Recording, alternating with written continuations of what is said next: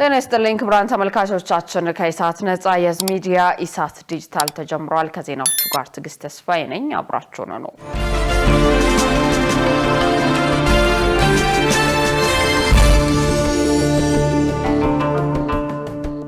ቀዳሚ ወዳደረግነው መረጃ አልፋለሁ።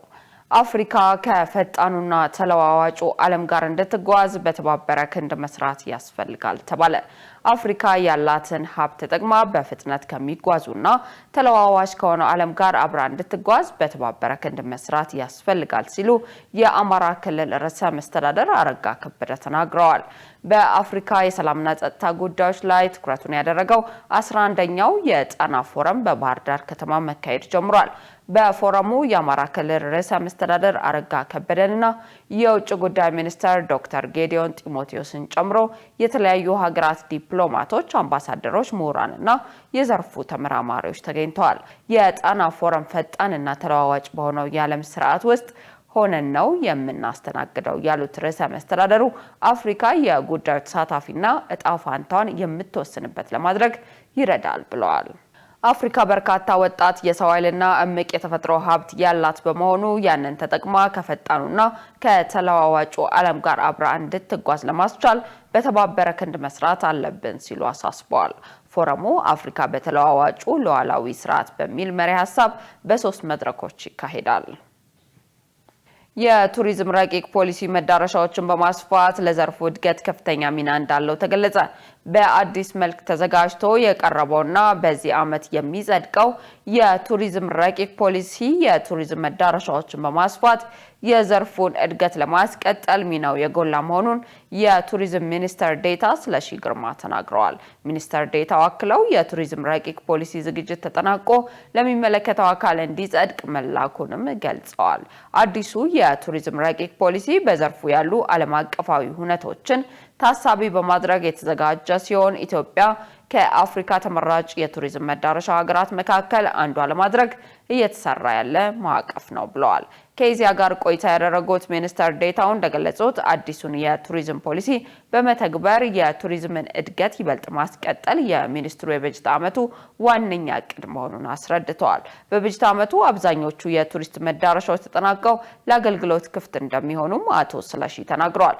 በአሁኑ ወቅት በላሊበላ፣ በጣና ገዳማት፣ ደጋ እስጢፋኖስ፣ በላሊበላ ተራራ ብሔራዊ ፓርክና በድሬዳዋ የቱሪዝም መዳረሻ ልማት እየተከናወነ ይገኛል ብለዋል።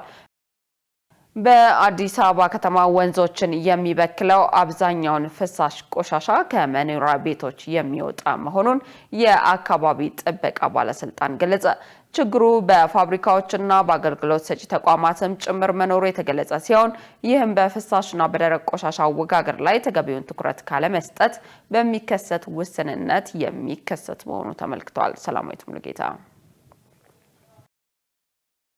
የአዲስ አበባ ከተማ አስተዳደር የአካባቢ ጥበቃ ባለስልጣን በከተማዋ የደረቅ ቆሻሻና ፍሳሽ አወጋገድ ላይ በወጡ ሕጎችና ደንቦች መሰረት ወንዞችን ከብክለት ለመከላከል ከተለያዩ ተቋማት ጋር ከቁጥጥር እስከ አስተዳደራዊ እርምጃ የሚደርስ ቅጣት እንደሚወስድ አስታውቋል። የባለስልጣኑ ምክትል ስራ አስፈጻሚ ሙሉቀን ዮናስ እንደገለጹት በሩብ ዓመቱ የደረቅ ቆሻሻና ፍሳሽ አወጋገድ ጋር በተገናኘ ደንብ ተላልፈው በተገኙ ድርጅቶችና ግለሰቦች ላይ የ19 ሚሊዮን ብር ቅጣት መጣሉን ገልጸው አሁንም ማህበረሰቡ አሳቻ ሰዓት ጠብቆ ፍሳሽን በወንዞች ውስጥ በመጨመርና የፍሳሽ መስመር ከወንዝ ጋር በማገናኘት ችግር እንደሚፈጥሩ አስታውቀዋል። በዚህ ዓመትም ቅድም በሪፖርቱ እንደቀረበው 19 ሚሊዮን ተቀጥተዋል። አሁንም ግን ፈታኝ ነው። ሰው አየኝ አላየኝ ብለው ቤታቸው የሚወጣውን ትንሽ ጣቢ ፍሳሽ ወንዝ ላይ ለመልቀቅ አካባቢ ላይ ያለ ትንሽ ቱቦ ላይ ለመልቀቅ ያለ ፍላጎት ከፍተኛ ነው። መንግስት ግዴታ ያለበት ምንድነው? የከተማውን የመሰረተ ልማት እየሰፋ በሚሄድበት ጊዜ ግለሰቡ ጋር የውሃና ፍሳሽ መስመር ማድረስ ነው። ስለዚህ አንድ ሰው ቤት እንደሰራ ግቢ ውስጥ ሴፕቲክ ታንክ ያስፈልገዋል፣ ግዴታው ነው። ምክንያቱም እሱ የሚጸዳዳውን ከዛ ቤት የሚወጣውን ቆሻሻ ማውጣት ያለበት ግለሰቡ ራሱ ነው። ሰብስቦ በቦቲ ሰብስቦ መወገጃ ቦታ ላይ ከፍሎ ማስወገድ ያለበት ግለሰቡ ነው። አሁን ወንዝ ላይ ካለቀኩም የሚል ግብግብ አለ። ይሄ በጣም አሁንም እየፈተነን ያለ ጉዳይ ማለት ነው። ማታ ላይ ሲሆን ደብቆ መልቀቅ፣ ወንዝ ላይ የሆነ ሰዓት ዝናብ ሲዘንብ አብሮ መልቀቅ የሚደረግ ፍላጎት ከፍተኛ ነው። ወንዞችን የሚበክሉ አብዛኛውን የፍሳሽና የደረቅ ቆሻሻዎች የሚወጡት ከመኖሪያ ቤቶች መሆኑን የገለጹት ምክትል ኃላፊው ችግሩ በአገልግሎት ሰጪ ተቋማትና በዩኒቨርሲቲዎችም ውስጥ መኖሩን አስታውቀዋል። ለዚህ ዋነኛው መንስኤ ደግሞ በፍሳሽና በደረቅ ቆሻሻ አወጋገድ ላይ ተገቢውን ትኩረት በመስጠት ረገድ ያለው የግንዛቤ ውስንነት መሆኑን አመልክተዋል። ዶሜስቲክ ዌስት ነው አዲስ አበባ ላይ ከፍተኛው የውሃን ከመበከል አንጻር ትልቅ እንትን ያለው። አሁን ሌሎች የኢንዱስትሪና ሌሎች የአምራች አገልግሎት ሰጪ ተቋማት ላይ የብክለት መጠናቸው ከፍ ይላል እንጂ የሚያመጡት ችግር ግን ፖቴንሻሊ በካይ ተብሎ የሚወሰደው ዶሜስቲክ ነው፣ ከመኖሪያ ቤት የሚወጣው ነው ማለት ነው። ስለዚህ ከመኖሪያ ቤት የሚወጣው ፍሳሽ ደግሞ ማን አለው? ባለቤት አለው። ማን? ራሱ ግለሰቡ። ይሄ ግለሰብ ከተሰበሰበ አዲስ አበባ ነጻች ማለት ነው። አሁን እየቸገረን ያለው ምንድነው? ግለሰቡ ኃላፊነት አልወስድ ብሎ ነው ማለት ነው። ሁለተኛው አገልግሎት ሰጪ ተቋማት፣ ሆቴሎች እና ተያያዥ ሆስፒታሎች ሲሪየስ ችግር አለባቸው። አሁንም ደብቀው ለመልቀቅ ዩኒቨርሲቲዎች ሲሪየስ ችግር አለባቸው። ይሄ አገልግሎት ሰጪ ተቋማትም ጋር ያለ ትልቅ ችግር ነው ማለት ነው። ዩኒቨርሲቲዎችን ከወሰድን ፕሮፌሰሮችን የሚያስተምሩ የኢንቫይሮንሜንታል ዘርፍ ላይ በርካታ ጥናት ያጠኑ ሰዎች ያሉባቸው ናቸው፣ ግን አካባቢ ይበክላሉ። ዶክተሮች ከወሰድን ሆስፒታል ላይ የሚያክሙ እዛው የኩላሊት በሽታ የሚያክሙ ካንሰር የሚያክሙ እንደዚህ ካንሰር ታማሚዎችና ከኩላሊት በሽተኞች የወጣው ቆሻሻ ደግሞ ወንዝ ላይ የሚለቁ አሉ ማለት ነው፣ በርካታ ሰዎችን ለበሽታ የሚያጋልጡ። ስለዚህ ይሄ መንግስት ኃላፊነት የሚወስደው ጉዳይ አይደለም። በደንብ በተቋማት በደንብ ኮንሽስ መሆን አለባቸው ማለት ነው። በተለይ ፋብሪካዎቹ ወደ ወንዝ የሚለቁት ቆሻሻ በሰው ልጅ ጤና ላይ የሚያስከትለውን ችግር ተረድተውና ትኩረት ሰጥተው የአወጋገድ ጥንቃቄ በማድረግ ብክለት በጋራ መከላከል እንደሚገባ ምክትል ኃላፊው አስገንዝበዋል። ኢንዱስትሪዎች አሉ። ለምሳሌ ቆዳ ፋብሪካ ሊድ፣ ክሮም የሚባሉ እና ሜርኩሪ የሚባሉ ትልልቅ ሜታሎች ያሉባቸው ናቸው። እነዚህ ኩላሊትን ከጥቅም ውጭ የሚያደርጉ ናቸው። ይሄን ወንዝ ላይ መልቀቅ ማለት ከዚህ እስከ አዋሽ አፋር ያለውን ህዝብ መጉዳት ማለት ነው። ግንዛቤ እጥረት የለም። ህጉን አውቃለሁ ይላል፣ ጊዜ ይሰጠኝ ልበክል ይላል። እኔም በክሉ ዛሬ የሚወጣው ፍሳሽ ሰው ይገላል ብሎ ያስቡት። ስለዚህ ይሄ ከዚህ አንፃር በደንብ ተወስቶ ትኩረት መደረግ አለበት። ህብረተሰቡ ካላገዘ ግን የሌባና የፖሊስ ስራ ነው የሚሆነውና በደንብ መታገዝ አለ። ክቡራን ተመልካቾቻችን ኢሳት ዲጂታል አሁንም እንደቀጠለ ነው። በቀጣይነቱ ወደ ውጭ ዘገባዎች አመራለሁ።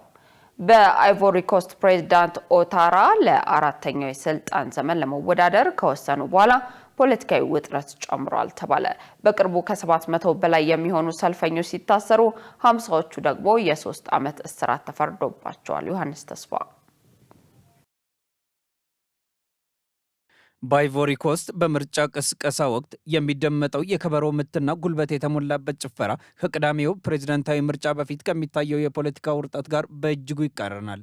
ሙዚቃና ውዝዋዜ ብዙ ሰዎችን ቢያንቀሳቀስም በዓለም ትልቋ የካካኦ አምራች የሆነችው ሀገር ውስጥ ዲሞክራሲንና መረጋጋትን አስመልክቶ ከባድ ስጋት እያጠላ ነው። ትኩረቱ በ83 ዓመቱ ፕሬዝዳንት አላሳን ኦታራ ላይ ያረፈ ሲሆን ፕሬዝዳንቱ ለአራተኛ ጊዜ መወዳደር ማሰባቸው ሀገሪቱን ከፋፍሏታል። ደጋፊዎቻቸው ኦታራ ከዓመታት የእርስ በርስ ጦርነት በኋላ ሰላምን፣ የኢኮኖሚ እድገትን ያመጡና መሰረተ ልማት ያስፋፉ መንግስታዊ ሰው እንደሆኑ ይገልጿቸዋል።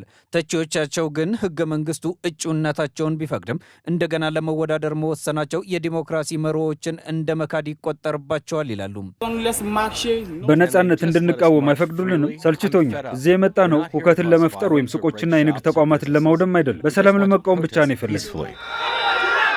ምርጫው እንዳይወዳደሩ ከተከለከሉ ታዋቂ ሰዎች አንጻርም ትኩረት የሚስብ ነው።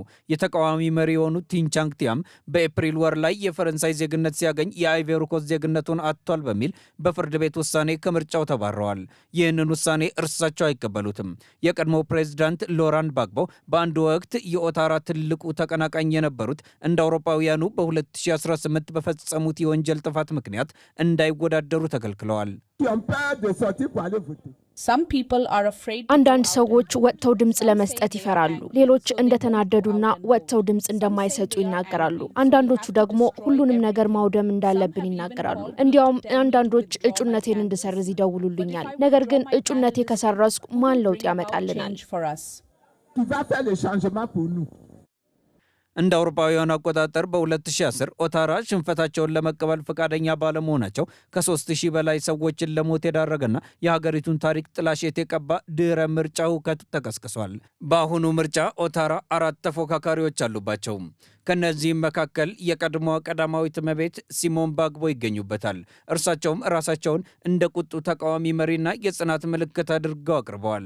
ከእርሳቸው ጋር ባለጸጋው ዣን ሉዊ፣ የቀድሞዋ ሚኒስትር ሄንሪየትና የባግቦ ወዳጅ የነበሩት ሜሎ የቀድሞ ሚኒስትር ተቀላቅለዋል። ይሁን እንጂ የምርጫው ወቅት አለመረጋጋት እየባሰበት ነው። የኦታራን እጩነት የሚቃወሙ ሰልፎችና ሰልፈኞች ከባድ እርምጃ ሲወሰድባቸው በቅርቡ ከ700 በላይ የሚሆኑ ሰልፈኞች ታስረው ከምርጫ በኋላ ሁከት ይፈጥራል የሚለውን ስጋት ከፍ ያደረገ ሲሆን ይህ ከሆነም የቀደመውን አሳዛኝ ትውስታ የሚቀሰቅስ ነውም ተብሏል። መረጃውን ስናጠናቅር ቢቢሲ አፍሪካ፣ አሶሺየትድ ፕሬስ እና አልጀዚራን ዋቢያችን አድርገናል። ክቡራን ተመልካቾቻችን ከኢሳት ነጻ ህዝብ ሚዲያ ኢሳት ዲጂታል ዜና በዚሁ ተጠናቋል። ዜናዎቹን እየመራው ትዕግስት ተስፋ አብሬያችሁ ቆየው። መልካም ጊዜ